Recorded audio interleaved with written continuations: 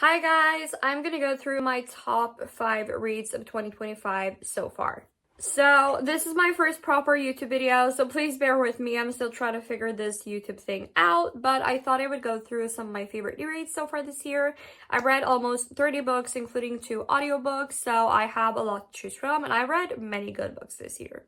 First up, we have Tempest, Wrath, and Vengeance. This is the third book in the Legacy series, so I will be talking about the series as a whole, but the third book was a definite 6-star read for me. It was absolutely amazing. So this series is a 4-book series. There are 3 books out so far, and it is a dark fantasy series for adults with urban elements, and I am absolutely in love with it. The characters in this series are deep and complex, and we learn so much about them. And this is very much a very character-driven book series, but there is also a lot of plot and a very intricate and unique magical system, and I haven't read anything like it before. Now, it needs to be said that this book series is dark and not for everyone, and it is also very painful to read at times, but if you like dark fantasy, definitely check this one out because it's amazing. And the ending of book 3 had me sobbing so hard. It was the craziest cliffhanger,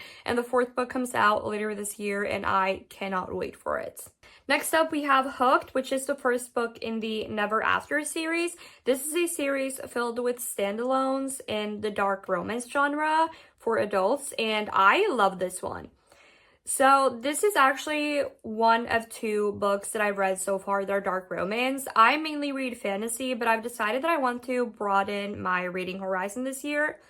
And I'm now a dark romance fan after reading this because this was so good. Easily 5 stars. This is about a girl who is the daughter of a highly successful businessman, and she quickly crosses paths with a famous criminal called Hook, and he wants to use her for his own agenda, which is revenge on her father.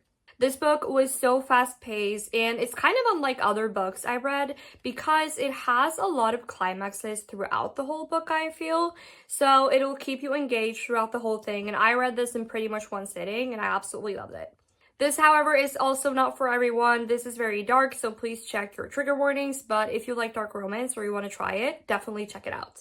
Then we have Keeping 13. This is the second book in the Binding 13 duology and the Boys of Thomas series, and wow, I am obsessed. I've seen this book all over TikTok, all over bookstores. It's been everywhere, and I didn't pick it up before January, but now I am obsessed with it because it was actually so good. It made me feel all the emotions, both good ones and awful ones, and the way the author captures the emotions and the turmoil that these characters go through is incredible. The writing is so good, and it makes you feel so much for these characters. There is so much banter, tension, heartache, and I cried so much during this. I kind of want to do a reread of it, but I'm not sure if I'm strong enough emotionally to go through this again, at least not this soon. This was a definite 6-star read for me. We blew the scale here. Then, of course, we have Onyx Storm.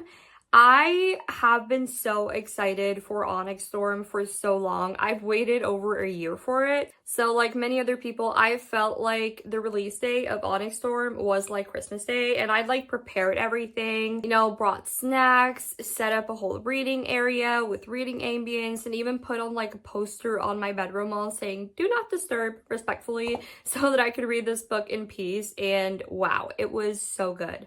So I reread both Fourth Wing and Iron Flame before Onyx Storm, and I'm really glad I did because there was a lot going on and a lot of info dumping, especially in the beginning. So if I hadn't reread the first 2 books, I would have been very confused. But it was so good. I feel like this was very unlike both Fourth Wing and Iron Flame in so many ways. We explore so many new areas in this world.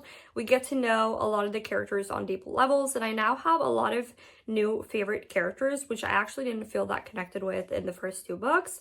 This book was absolutely amazing, and the cliffhanger was crazy, and I am so excited for the 4th book.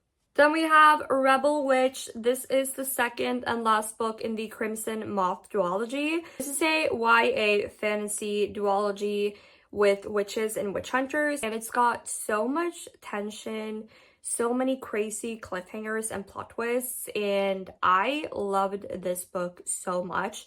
The first book was really good, but the last book was absolutely amazing. I read it in pretty much one sitting, and I am gonna miss these characters in this universe so much because it was so good. So it's initially about a witch who is a rebel witch, you can call her, because in her community they hunt witches, and she is a witch that tries to help and save other witches. However, she needs intel to save the witches and help them, so what better way to do that than to date a witch hunter? Well, that's exactly what she does, but he also has the same agenda because he suspects that she is the famous witch that's saving other witches.